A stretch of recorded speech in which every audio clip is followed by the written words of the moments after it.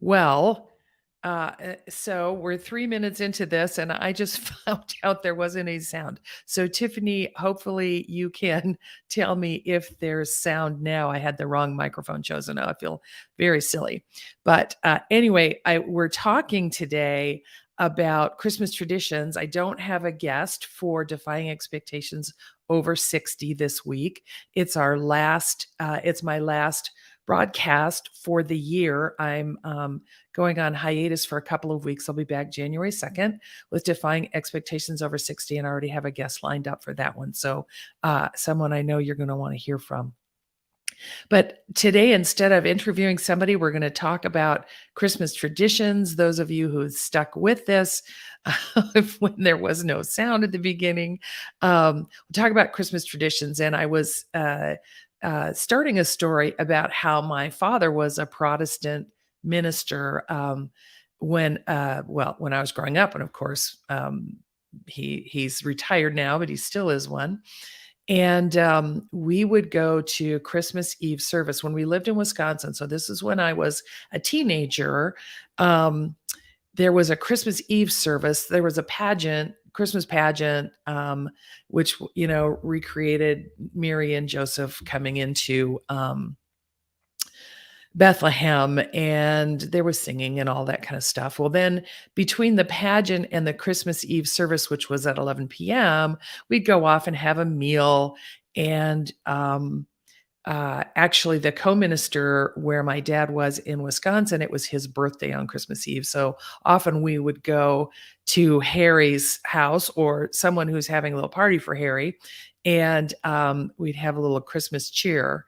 And as we got older and we became of drinking age, we would, a lot of my social life when I was a teenager revolved around the church and the group of kids that went to church, and, we hung out together.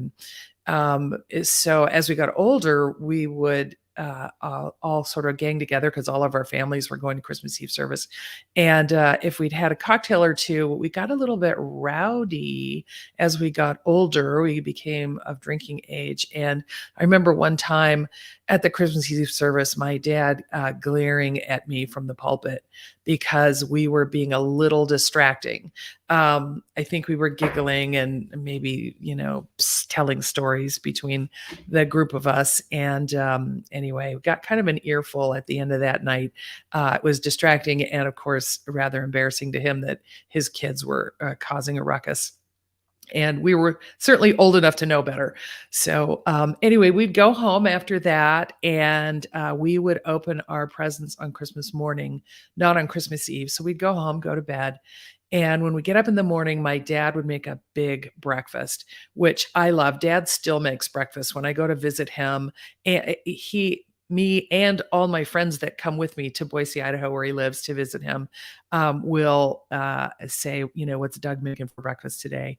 But when he first married into our family, my father died when I was very young. When he first married into my family, I was 10. And my sisters and I were accustomed to getting up on Christmas morning and running down to the tree and seeing if Santa left anything for us. And, he was kind of slowing us down. He's like, nope, we're going to have breakfast first. And that did not go over very well in the beginning, but we all got used to it. And it became a really lovely tradition. Like, what are we going to have? He'd usually make something really fun and delicious. So those were some of my traditions when I was growing up. I realize I come from a very privileged family.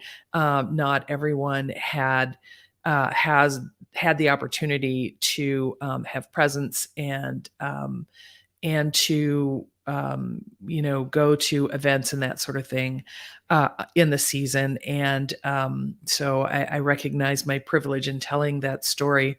I do want to talk about a more recent tradition. So about 8 years ago, some friends and I started a Santa Con. So some of you may live in a big city where a Santa Con is a thing. It stands for Santa Convention.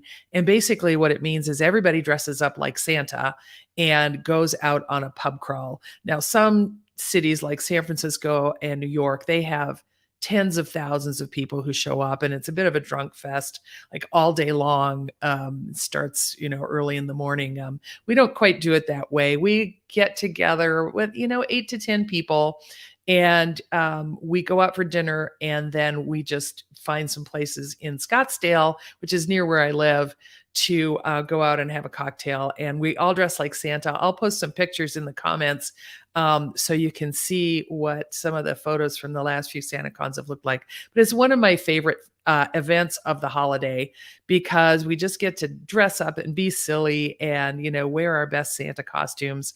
I have this onesie, this Santa onesie that I wear. I think it's supposed to be pajamas, but I put some warm clothes under it, and I wear it out for SantaCon. So SantaCon was actually last weekend for us in Scottsdale. There were 8 of us, and we had a blast. People ranging in age from 21 to my husband, who's 64. So we had a really good time. Anyway, I hope that you are thinking and planning for your Christmas traditions. If you don't have any, now's the perfect time to invent some. Traditions have to start someplace. So you can always just decide on one that you want to implement, and go from there. Even if you're alone, it could just be a nice long bath and reading a book and looking out the window. Or it could be getting together with friends. I know folks who don't have family, or don't have family that they want to spend Christmas with. A lot of them will make arrangements with some other family to go over and have a meal. So I hope that whatever your traditions are, if you celebrate Christmas or any other holiday around this time of year, I hope that they feed you and they make you feel comfortable and loved. So happy holidays from me and my husband, Mike Jeffries. I hope you have a wonderful Christmas season, and I will see you again in January with Defying Expectations Over 60. And if you're so inclined, leave a comment about your favorite Christmas tradition, either now or growing up, or holiday tradition, I should say. It could be for any holiday around this time of year. I'm thinking of you, and I'm so appreciative of everyone who watches my live stream every week, and even just occasionally. If you're watching the replay, put a hashtag replay. If you're watching live, put hashtag live. And you can always find me at https www.couragerises.life. Couragerises.life, Life. Happy holidays, and I will see you in January. Cheers.